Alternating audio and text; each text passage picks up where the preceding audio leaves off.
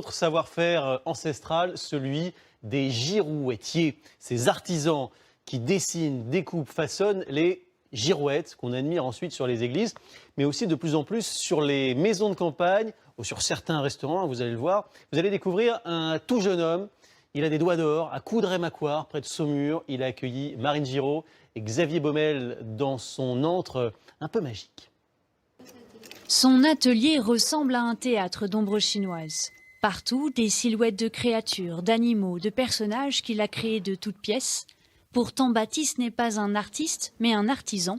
À 22 ans, il est l'un des derniers girouettiers de France.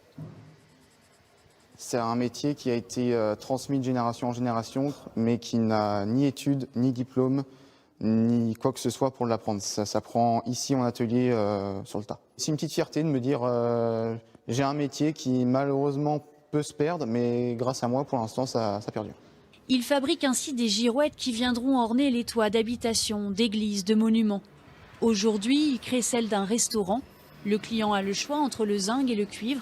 Ce dernier est plus résistant. Au moins 200 ans facile sur un toit, ça ne va pas bouger. Des métaux qui durent, qu'il aime façonner au quotidien. On part, comme vous dites, d'une matière vraiment brute qui est là, qui au final refuse un peu d'être travaillée, refuse d'être tordue dans tous les sens, refuse d'avoir une certaine forme, etc. Donc c'est énormément de patience, énormément de dévotion sur n'importe quelle pièce qu'on peut faire. Une fois que ça brille, une fois que c'est propre comme un sous-neuf, c'est magnifique.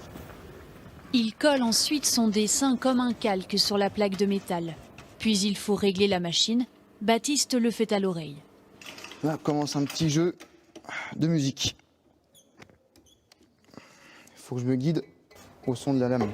Si c'est trop sec, là, j'ai pas assez serré la lame. Si c'est trop aigu, je l'ai trop serré. Commence alors un travail de découpe minutieux. Chaque détail est ajouré, chaque motif détouré. Le métier de girouettier exige de la précision dans les gestes et dans le poids. Car lorsque les pièces sont soudées ensemble, l'équilibre doit être parfait. Cette partie-là et cette partie-là, comme cette partie-là aussi qui s'appelle la flèche, tout est pesé au gramme près. La girouette pourra ainsi remplir ses fonctions, indiquer aux passants le sens du vent et l'identité du futur restaurant de Virginie. Elle est sublime. J'ai pas d'autre mot, elle est sublime. Ça va vraiment définir l'âme du restaurant en fait. C'est vraiment ce qu'on cherche, mettre en avant les gens du coin, ce qu'ils savent faire, leur savoir-faire, avec les matériaux d'ici. Des centaines de girouettes trônent désormais sur les toits de la commune du Coudray-Macquart. Jean-François a créé l'atelier il y a 20 ans. Il connaît l'histoire des plus anciennes. Alors ces girouettes sont des dragons.